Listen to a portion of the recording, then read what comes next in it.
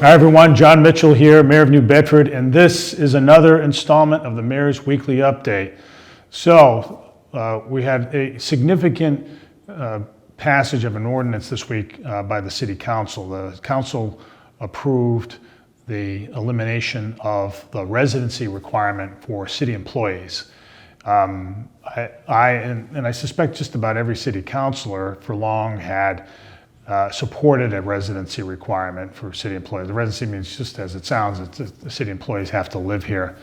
But it has become a lot harder to maintain that over the years. We've really struggled in our ability to attract candidates to a number of positions. We have lots of vacancies, and we found that by limiting the pool of applicants to only people who live in the city, we're not able to fill what we need to fill. And these include important positions of people who handle taxpayer dollars, like the treasurer's office, the assessor's office, personnel director.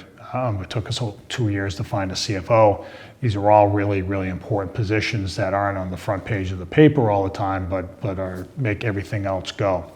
So I appreciate the City Council's support in this. We eliminated the residency requirement for non-union employees through the ordinance, and then we've agreed with the unions to eliminate it there as well. I think in practice, most city employees, putting aside the school department, but most city employees will still live in the city. I suspect that's just going to the way that it works out. But what we are doing by expanding the applicant pool, we're making sure that we get the best people in the most important positions, because that is what the residents of our city deserve. So I want to say thanks for that. And again, I've long supported the residency requirement, but it's just, you reach a point sometimes when the reality suggests a different course, and that's what we took this time. The second thing I want to talk about is really the second and third things I want to talk about are just in the way of more good news. So the Standard & Poor's, the city's rating agency, has reaffirmed the city's bond rating. So you may wonder, like, what's that about? What's the big deal?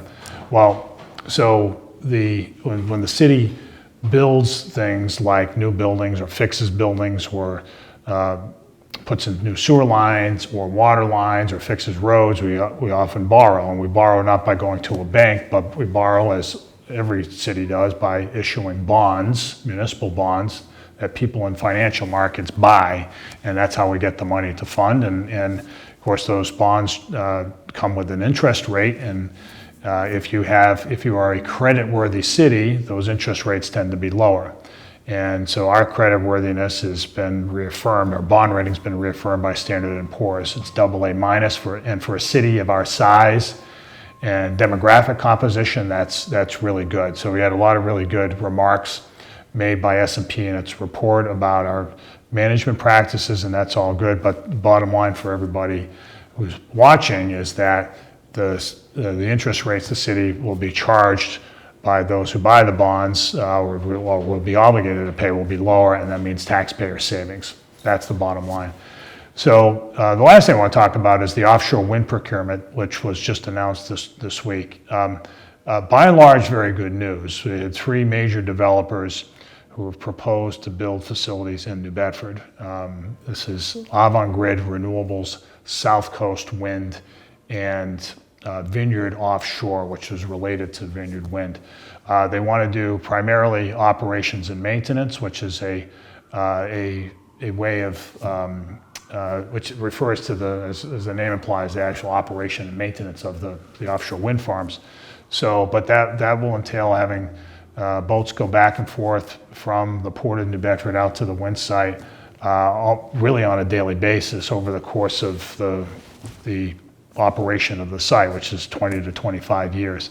So that will add a lot of jobs in the city, because there will be a lot of spin-off work from it. So, and then it helps, I think the other thing is it helps solidify the city. It will help solidify the city as a center for offshore wind.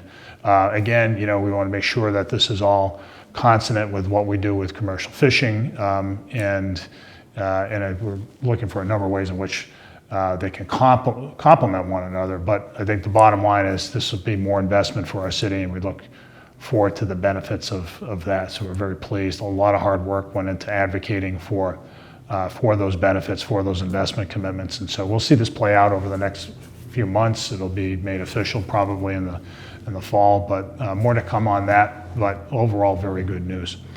And the last thing I just want to say is Happy Easter, Happy Passover. The Holy Week is coming up, and we just want to make sure, we want to just salute everybody out there and hope that you're able to enjoy the holidays with your loved ones.